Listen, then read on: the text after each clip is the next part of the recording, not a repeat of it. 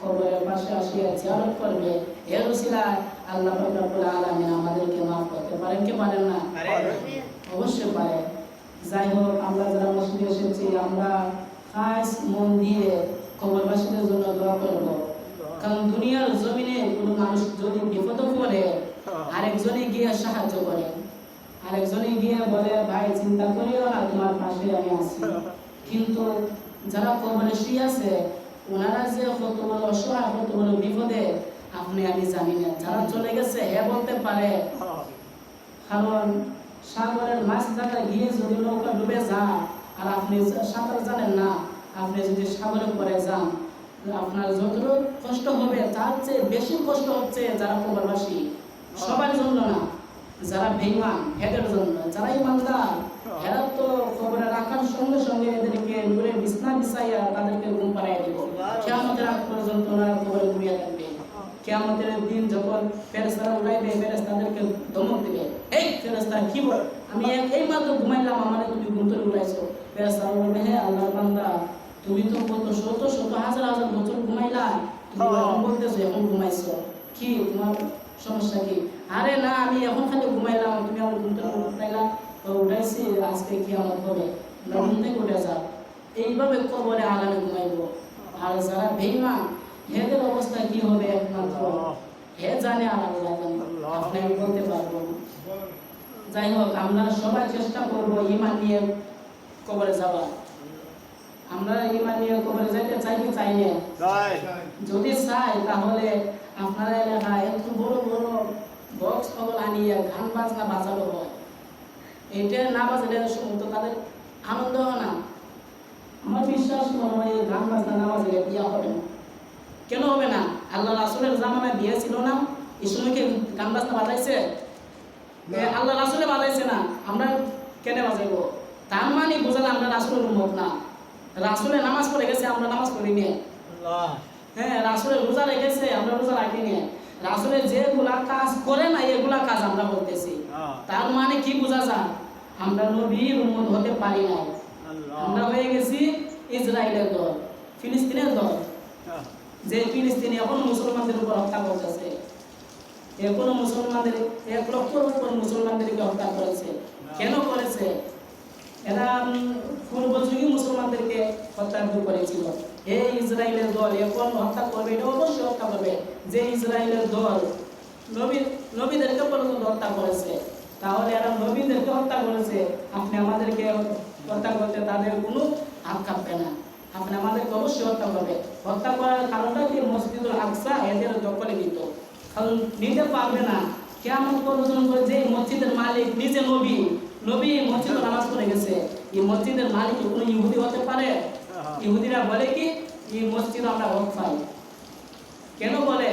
আসলে তারা বেঈমান। এদের মধ্যে কিছু ছেলে পেলে এটা আমাদের মধ্যে আছে, কারণ এরা এমন একটি বেঈমানি করতেছে, মুসলমানদেরকে কথা দিয়ে এদের কথা থাকে না। এক মুসলমান যদি শান্তিতে থাকে, হেরে আরেকজনে গিয়ে তারা শান্তিতে থাকতে দেয় না, তার সঙ্গে আঙুল দেয়, খেনে দেয়। ওই আমি কষ্টে আছি, তুমি কেন শান্তি করবে? তুইও কষ্ট কর। আরে ভাই, তুমিও শান্তি করতে পারবা, শান্তির কাজ করো, 5 ওয়াক্ত নামাজ পড়ো। ইসলাম হলো শান্তির ধর্ম।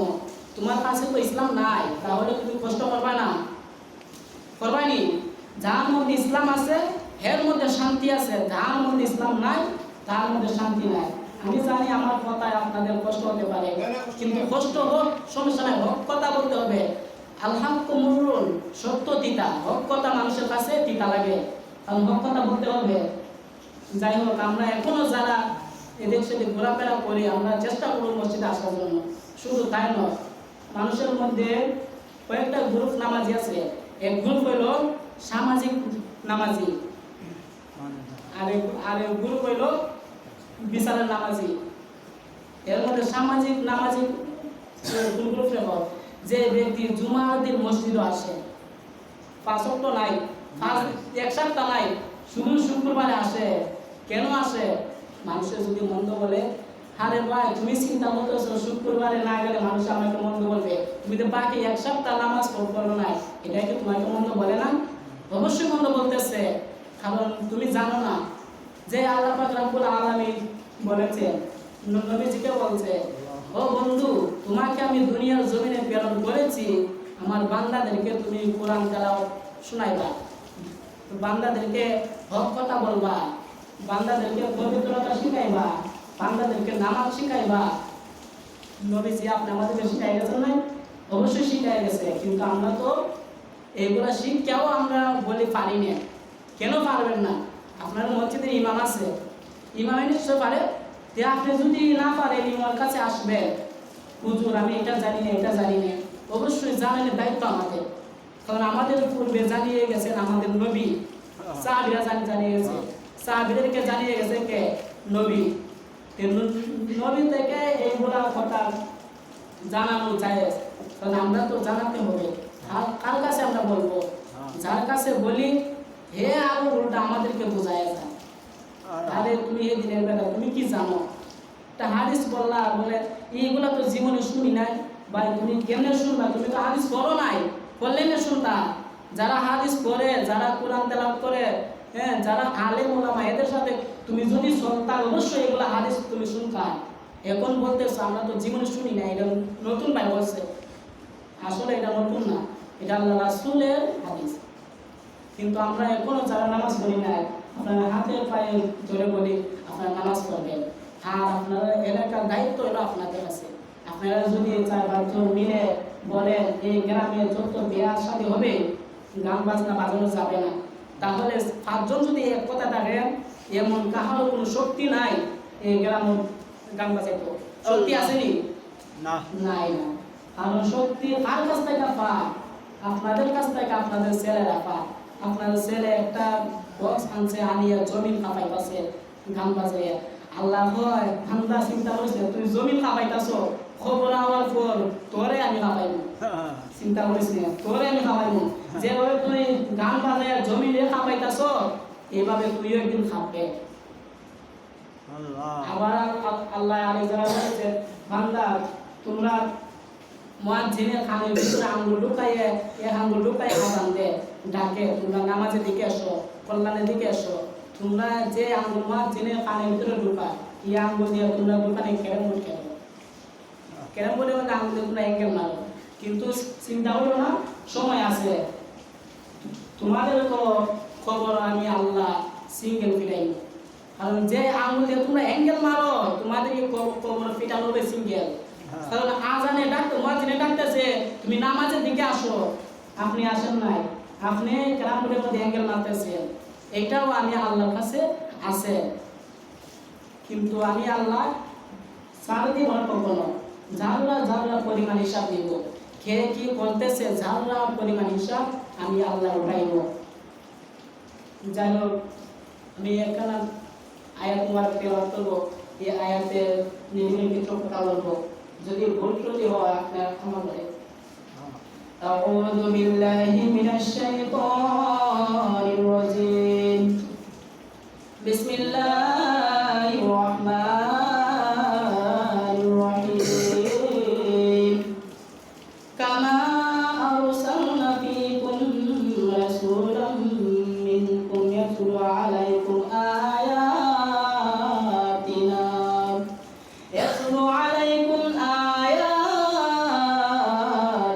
ويزكيكم ويعلمكم الكتاب والحكمة ويعلمكم ما لم تكونوا تعلمون فاذكروني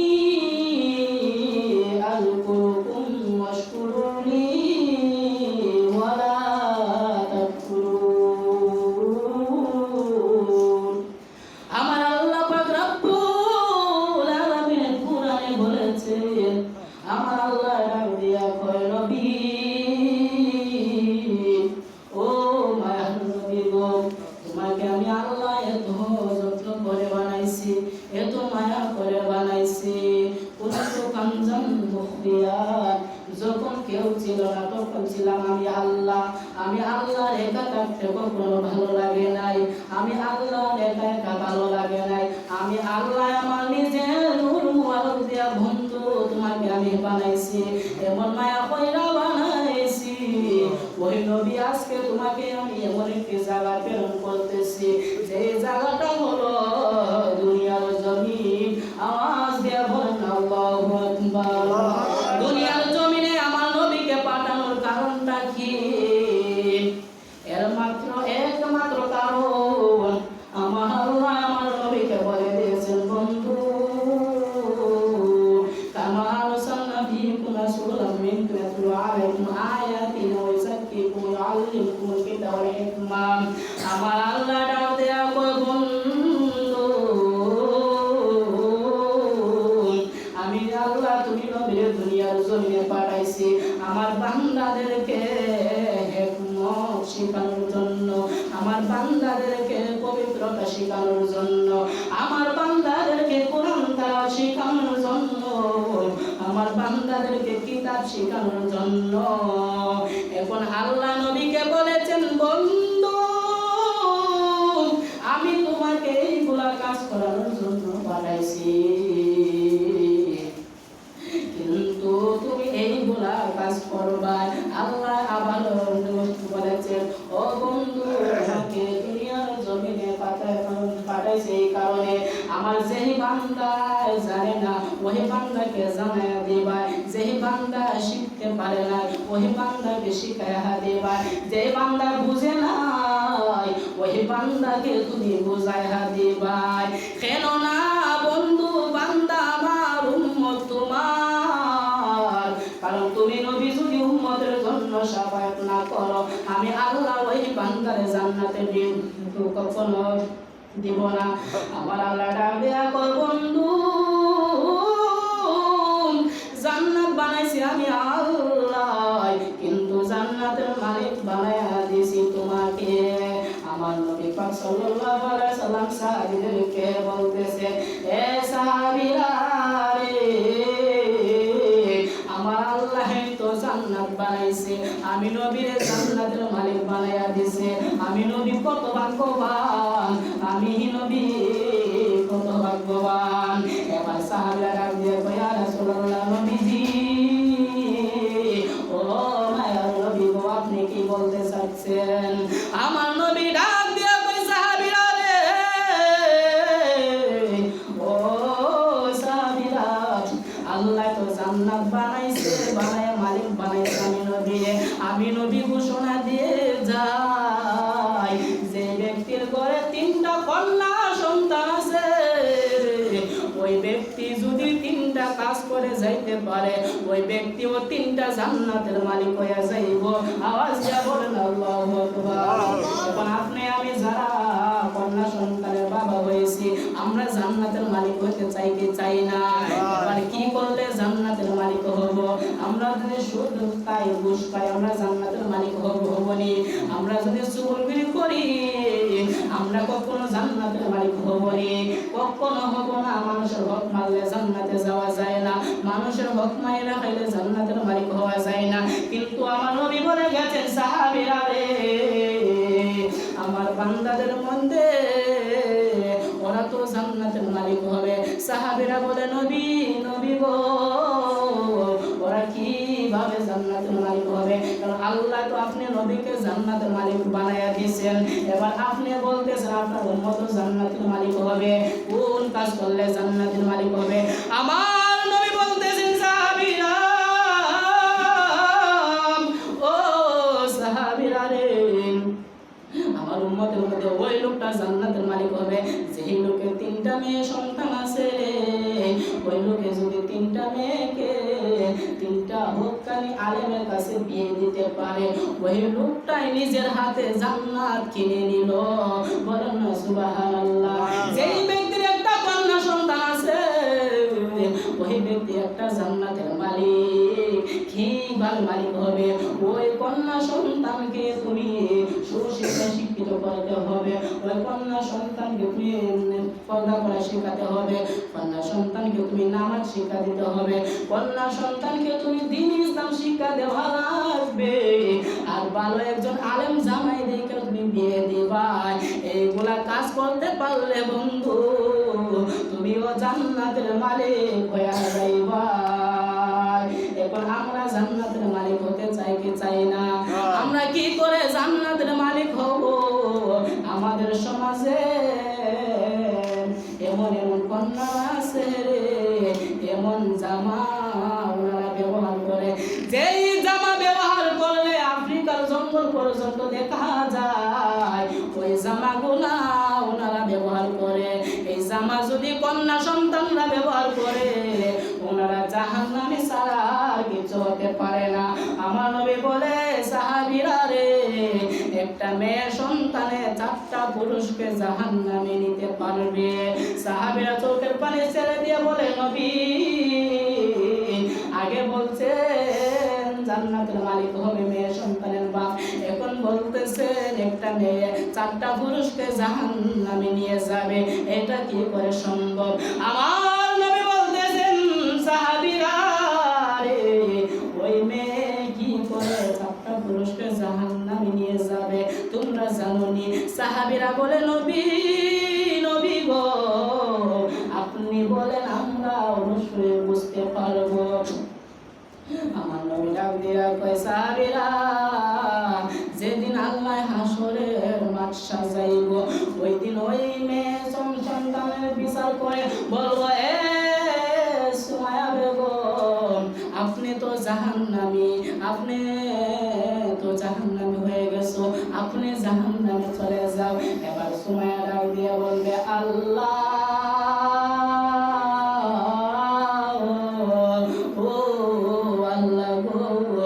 আমি জাহান্নামে যাইব, কারণ কি, তুমি দুনিয়ার জমিনে থাকতে নামাজ পড়ো নাই, রোজা রাখো নাই, আপনি তো দুনিয়ার জমিনে অনেক পুরুষের সাথে মেলামেশা করেছো, আপনি জিনা করেছো, আপনি অনেক কিছু খারাপ কাজ করেছো, এই জন্য আপনি জাহান্নামে যাও। ওই সুমাইয়া ডাক দিয়া বলবে, আল্লাহ